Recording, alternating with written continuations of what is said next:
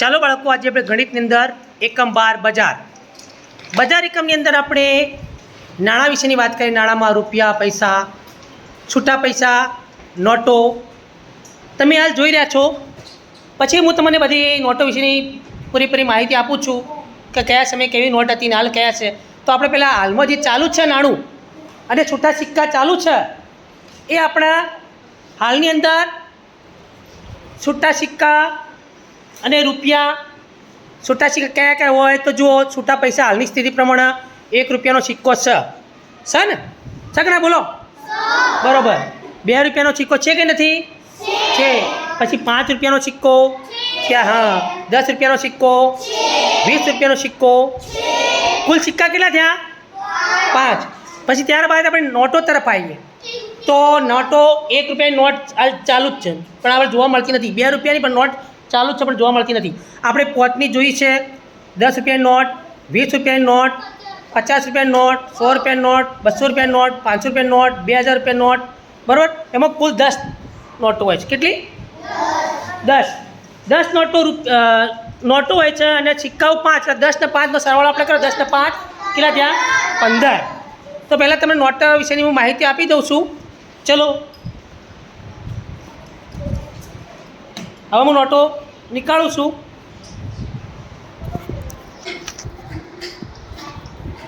ચલો નોટો બતાવો તમને હું પહેલાં.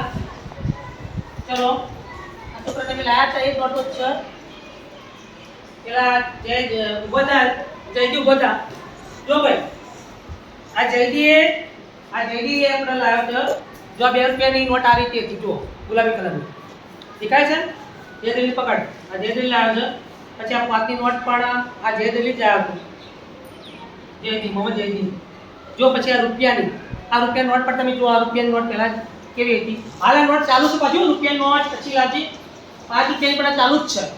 અને આ 2 રૂપિયાની આવી ગુલાબી કલરની નોટો તો તમને શીખવા મળે. ચલો તમે તમારા જોડે રાખો, બેસ મૂકી દો. હવે જુઓ બીજી નોટો. તો આપણે ચલણી નોટો તરીકે આપણે જોઈએ તો 50 રૂપિયાની નોટ આ રીતે હોય છે. થોડો આછો લીલા કલરની હોય છે. પછી જો આ 10 રૂપિયા નોટ આ રીતે હોય છે.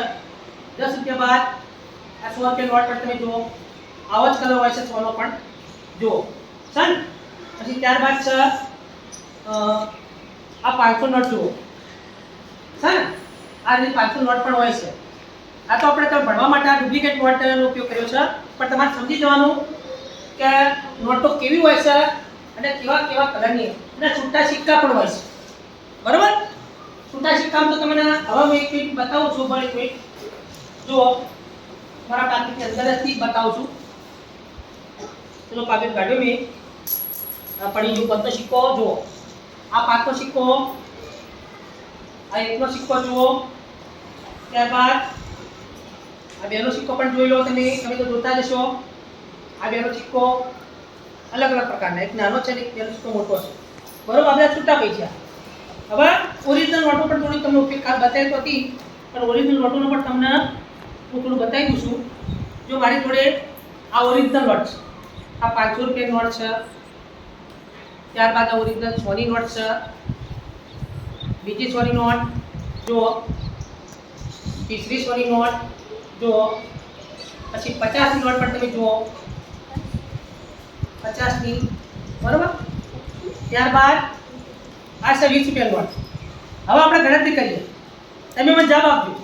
500, 600, 700, 800, 850 અને બીજા 20 કેટલા છે? કેટલા છે યાર? 870 રૂપિયા. જો 500, 600, 700, 800, 850 અને 20 અંદર નાખીએ તો 70 રૂપિયા થયા. આ તો આપણે નોટોની વાત પણ કરી, થોડી સિક્કાઓની વાત કરી. હવે પછી આપણે શીખીએ તો જૂના જમાનામાં કેવા સિક્કા હતા એ પણ તમને વાત કરી દઉં. તો જૂના જમાનાની અંદર હતા કયા હતા તો જો અમે જ્યારે નાના હતા ભણતા નહીં 5 પૈસા સિક્કો હતો. 5 પૈસાનો, પછી 10 પૈસાનો, પછી 20 પૈસાનો સિક્કો, પછી 4 આના એટલે પાવલી કહેવાય. 4 આના એટલે પાવલી. 8 આના, 4 આના એટલે પાવલી એટલે 25 પૈસા. પછી 8 આના એટલે 50 પૈસા. 8 આના એટલે 50 પૈસા. પછી એ બધા બંધ થઈ ગયા. 5 10 20 30 પૈસા એટલે 4 આના 8 આના પાવલી 1 4 આના એ બધું બંધ થઈ ગયું. હવે 25 પૈસા પાવલી એટલે 4 આના અને 4 આના પછી 50 પૈસા થયા એટલે 50 પૈસા એટલે 8 આના થયા અને બે 50 પૈસા ભેગા કરીએ એટલે 1 રૂપિયો થાય ને 50 પૈસા વત્તા 50 પૈસા એટલે 100 પૈસા થાય ને એટલે 100 પૈસા બરાબર 1 રૂપિયો. 200 પૈસા હોય તો 2 રૂપિયા, 300 પૈસા હોય તો 3 રૂપિયા, 400 પૈસા હોય તો 4 રૂપિયા આગળ વધતા જઈએ, 900 પૈસા હોય તો 9 રૂપિયા, પછી 1000 પૈસા હોય તો 10 રૂપિયા થાય. બરોબર? આ રીતે આના પરથી આપણે સરવાળા પણ કરી શકીએ છીએ. તમે દુકાનમાં કોઈ વસ્તુ લેવા જો, ચલો હળો મોહમ્મદ એક પ્રશ્ન પૂછું.